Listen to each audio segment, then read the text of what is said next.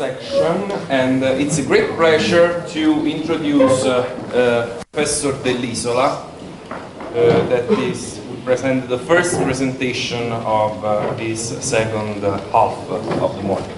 Please. Okay, thank you for having heard my discussion yesterday about Greeks. So before proceeding, this is the Gulf of Pozzuoli, and here the first, not colony, but emporium of Greek colonization of South Italy was localized. And this is a zoom, and this is terra murata, which means the land with the walls.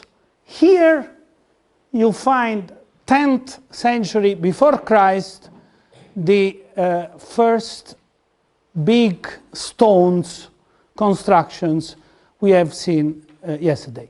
The distance from here to there is 250 kilometers, and it is not at all reasonable that Greeks needed 3 centuries for doing this walk. Okay? Today I will talk about something which concerns me very much.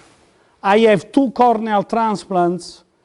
My optical devices are very complicated, and I am a specialized gaffer, because if I'm not at close distance, I don't recognize people. So please forgive me, it already happened. Somebody told me, we met already 3 times. I'm sorry. I have problems in recognizing faces. So you can understand that my big problem with corneal transplants obliged me to develop this, this research. I must tell you that Anna Pandolfi, who is professor in Politecnico di Milano, he is a pioneer in this field, and many ideas, if not all, are due to her, and I must give credit to her, because otherwise I would be unfair. Also, all the other authors I involved in this publication gave a central contribution to the results which I believe we have found.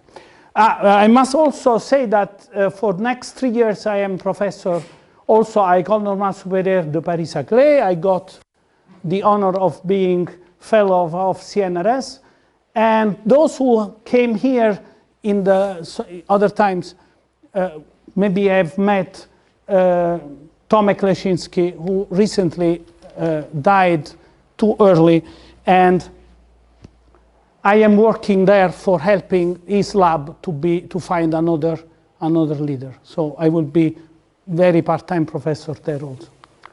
Okay, what is keratoconus? So in order to make clear that I'm not believing to be a genius or prima donna, but I don't see, if you have a source light like that, this is what I see. But my cornea is more irregular than that. I see that sometimes. Not only simulation, these are simulation of multiple images seen by a person with keratoconus. Okay, this pattern is often takes new forms, sometimes on daily basis. Depending on the night, I wake up and I see different patterns. Okay. This is the shape of a cornea of somebody with a keratoconus, just for giving you an idea. When I'm running, my vision changes, because the rhythm of heartbeats is causing changes. I resisted to show my topography. This is the sagittal curvature of a keratoconus slight case. Instead of being an elliptic ellipsoid, it is like that. And 6 genes have been found associated with the condition. Unfortunately, in the city which I've shown you, Pozzuoli, among them, so these genes are dominant in our population, okay?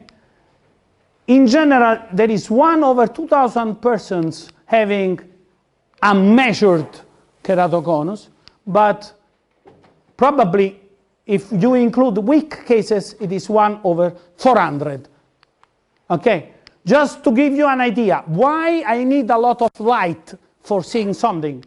This is the optical pattern for a standard cornea. This is what happens if you have keratoconus. You see, you lose in other places light which is not reaching retina. Okay? Okay. Luckily, Italian social security and health system is very efficient. Very sad. Usually you need $25,000 in your life if you have keratoconus, and $16,500 for every corneal transplant. So this is a serious business. Okay, this is the change of curvature, and I want to underline that you have problems of corneal thickness. I give you the phenomenology, then I will show you the mathematical modeling of this, which we developed. Okay? Somebody is pulling my leg, and I cannot delude these people. They said me that I always look for a Greek scientist having done something. So Herophilus was particularly interested in the eye. He's the first scientist who talks about cornea, having described every part of the eye. He invented retiform, which means a casting net shape for retina.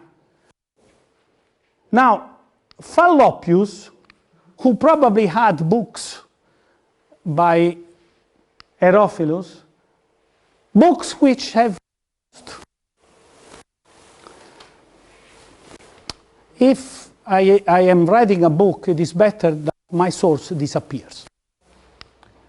But he wrote somewhere, Herophili authoritas apud me circa res anatomicas est evangelium.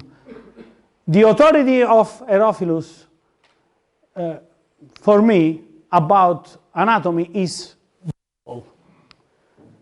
When Galenus refuses Herophilus, I believe that he is refuting even the medical Bible. Okay? This man started this description of the cornea, distinguishing sclera, which is where the cornea is glued, the iris, the lens, which is the crystalline, the pupil, and you should not be, there is a complexity in cornea. There is an epithelium, different layers, stroma. I mean, it is a complex system. And we are aware that we are modeling it in a very brutal way. Now, as the parameter, crucial parameter is thickness, and another crucial way for characterizing the state of the system is the shape of the cornea, then we introduced a placement which is defined in an elliptical domain, Cartesian product, an interval, where L0 is the cornea reference thickness, and E3 is the set of positions in space. So the generic point in the reference domain is given by 2 coordinates in D and 1 coordinates in the thickness, and capital E and small e are the vectors in the reference and actual configuration. So we have that placement is given like that. Preparing what is called a reduced order model, because if you try a simulation of the corneal modeled as a 3D continuum, you don't manage to get reasonable results, and especially you don't manage to make a parametric analysis. Okay? So deformation measures are given by standard gradient of placement. Cauchy-Green deformation is given by that. This is a metric induced by deformation. So all the differential geometry concepts can be applied easily in this study. And the deformation is measured in terms of Green-Saint-Venant tensor, which is standard. So this is simply for fixing ideas and agreeing about what we are telling. Now, the deformation energy of this cornea, we assume is a first gradient deformation energy, which can be introduced for considered 3D continuum, and it has the following form, okay? Where EV deformation depends only on G, okay? Then we assume that it is quadratic in the deformation measure. There is a debate in the literature about which is the constitutive equation of this soft tissue. I will show you some quantitative results which are nearly perfect, albeit we have accepted this quadratic dependence. By the way, this is not a linear dependence because G is a nonlinear deformation measure. So in the jargon of continuum mechanics, this is a model in which you have only geometric nonlinearities, whatever this means. Okay. Then we think about which kind of external forces we want to apply. So we apply a pressure in the inside. This is so-called high pressure. And we have weight. I will tell you that I think that this is an original contribution because in general this term is not considered, and I will show you strong numerical evidence that it has to be considered. Okay, so we have the reference volume, mass density, and gravity acceleration, the high pressure, then you have virtual variation of placement, virtual variation of placement in both volumic surface and volumic terms. I will not repeat. I am a believer in the principle of virtual work, but I will not bore you about Archytas of Tarentum this time. And what is crucial is that we need to consider the change of normal from the reference configuration to the actual configuration and the change of area in the same change, because this pressure here is a dead load. So we need to consider the change of area. Then for producing the reduction to a 2D Cauchy continuum model, we need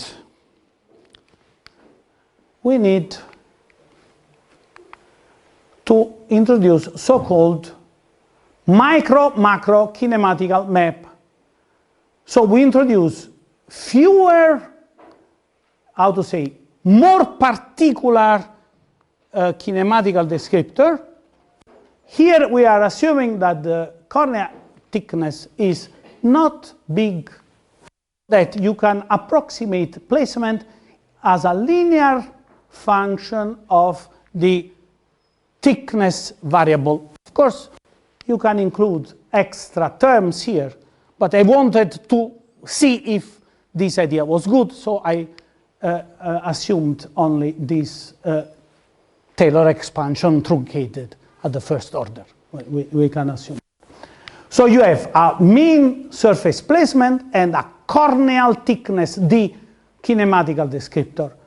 Moreover, following an indication by Anna Pandolfi, we assume that the fourth order linearity tensor is decomposed in this way, where x alpha is either 1 or 2. So this is also a reduction of this constitutive. Okay. Now, I will not bore you with calculations. I'm repeating them here because I did manage to do them myself. I'm old, but I keep doing these calculations. So I have proven that it is trivial, that with gradient of pi, capital Pi r, gradient of r reduced, so only in the two coordinates x alpha, you can build f. F transposed is like that. You have the reduced gradient there, so that if you have these standard notations, you manage to represent, and this is non-trivial, and I could not find it in the literature. Some of these deformation measures are lost, where in the books which I consulted, the deformation measures are the gradient of the norm of the thickness square. D is a vector, if you remember, so you need the norm of the vector. F transpose D, the standard reduced Cauchy-Green tensor, the norm of D, the trace of grad D tensor, and the trace of FR grad RD symmetrized. Okay, so these are the deformation measures in the reduced order model. So these are the objective quantities to place in the deformation energy. So 2G gets this representation, okay? And what you can do? You can take the volume deformation energy density, place inside the decomposition which we got, impose that the volumic deformation energy is equal to the surface deformation energy, okay?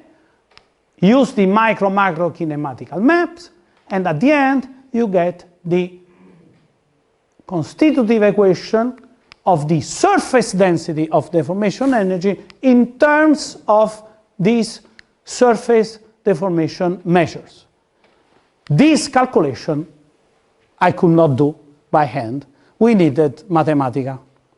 So we have this, the analytical form for that, but 3 pages long. But from the algorithmic viewpoint, it is very good. Okay, I imposed essential boundary conditions, which makes the code working quicker. Albeit, I am aware that the interaction between the cornea and the sclera is not an hard device.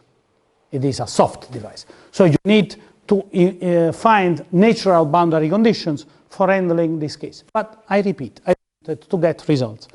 And U0 is an imposed displacement, and D0 is an imposed thickness on the boundary of our system. Okay? Now, in the papers by Anna Pandolfi, you discover that the orthotropic properties of corneas are not as trivial as one could believe. A very brutal simplification of what we know about cornea is telling us that the cornea has these bands of reinforced stripes, and the young moduli are these ones. The Poisson ratios are given there, and the shear moduli are given like that. This is well established in the literature. It is a brutal approximation, but we can believe it. Okay, we got a normal cornea shape. I must be honest. We considered an elliptic D planar. We imposed the pressure inside, and we got this shape. Now, we know that the stress-free configuration of a cornea is not planar. Okay, so there is something about pre-stress which should be fixed. Okay, I don't know. I suspect that this is not a big effect. Okay. What is beautiful is that thickness is constant. And, by the way, In Aerophilus, you find sagittal section, frontal sections, and horizontal sections. This is a sagittal cut, and this is a transverse cut. You can believe that when talking with my optician in Erlangen, I am a nightmare, because I started quarreling with them, and I told them that they should use Gauss curvature in their plots, not sagittal curvature, but they don't want to hear. It is not their fault, okay? So we adapted to them, and we are showing you the sagittal sections. Okay, now, this is a cornea with keratoconus in a slight, in a not important case. This is the normal one, okay? And my aim now, for the moment, is understanding better the mechanical aspects of keratoconus. So what we do? We introduce an, I believe, ad hoc assumption. We take this constitutive equation, we choose one point in the original elliptic reference configuration, and we say that there is a damage parameter with maximum there, decreasing towards the periphery of the elliptic surface, and we multiply this damage times the relevant coefficients in the constitutive equation.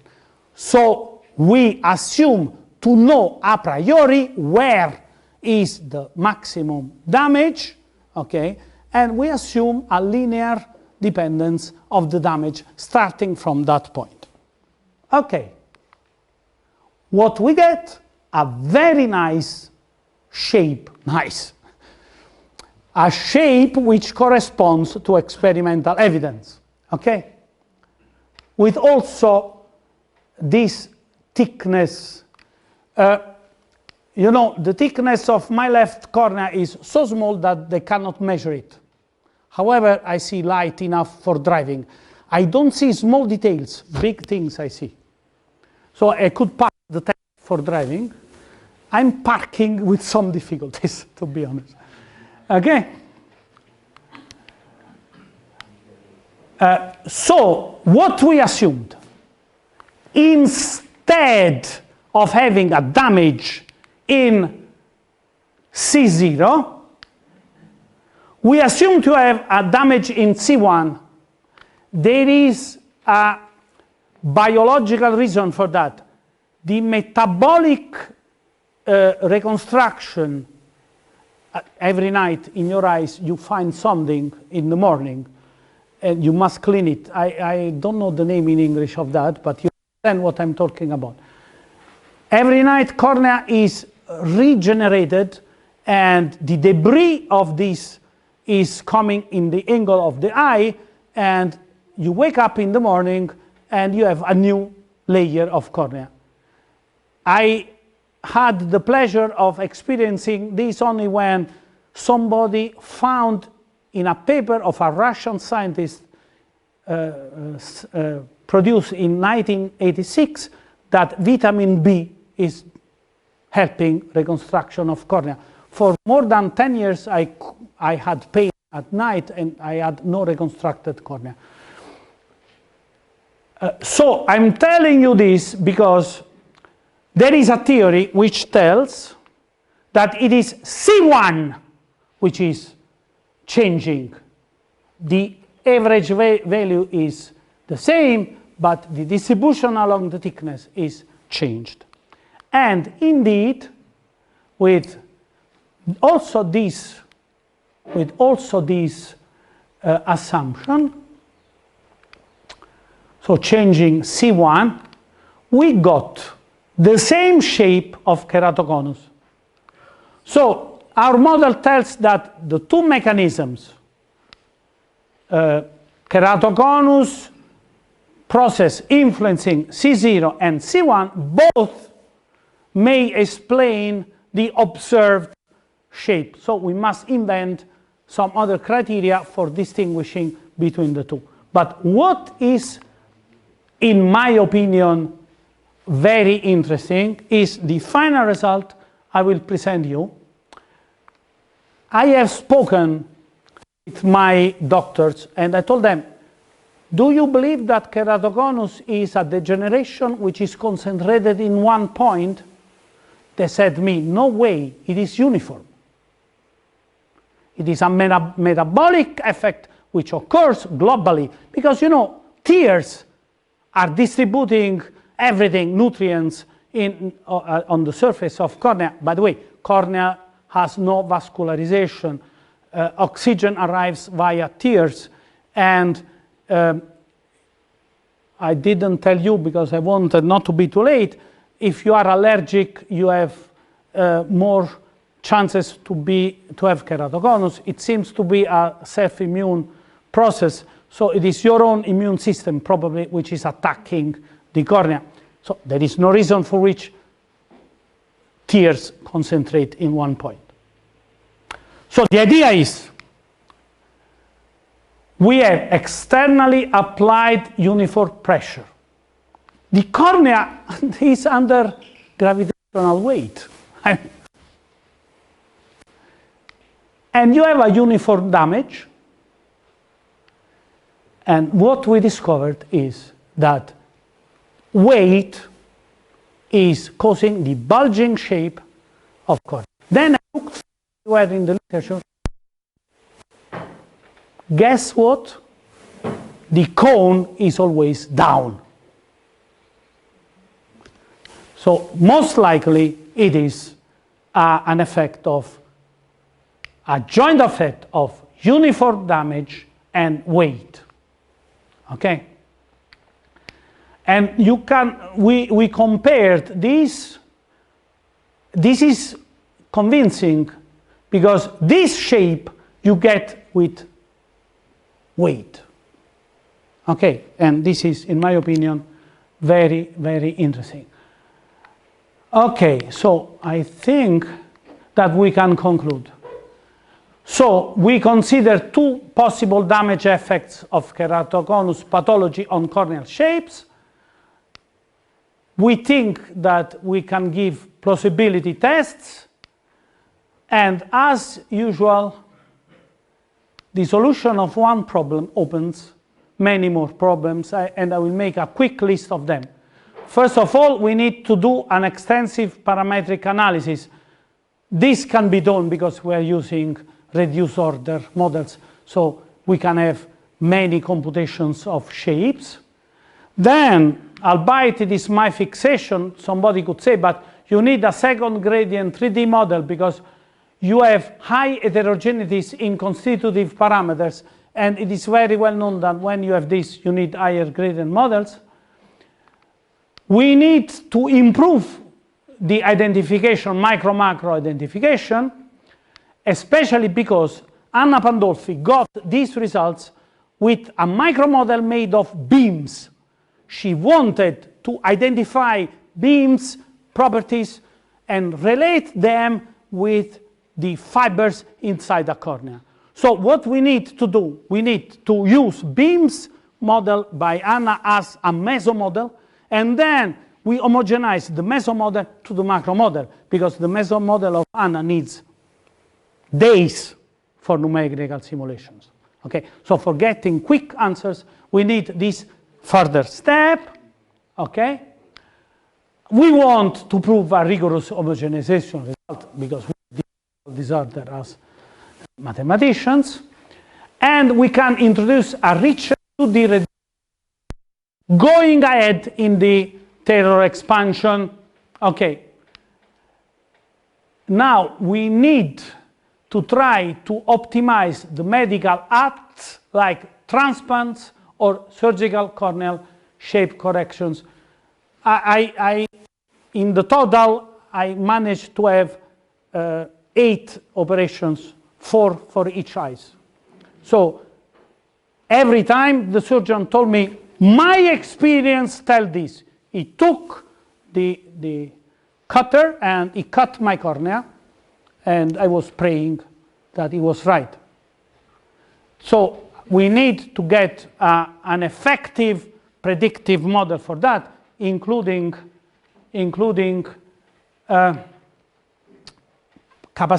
capability of predicting what will happen. I told you about planar configurations, and to improve this with stress-free configuration having already an elliptical shape, we must improve now that implement natural boundary conditions, because we need to study better the sclera cornea introduction. And I conclude with this picture. This is Castello di Baia, built where Julius Caesar placed his head camp in Portus Julius. And it is a castle of Middle Age, and this is the picture I showed it. Thanks a lot for your attention.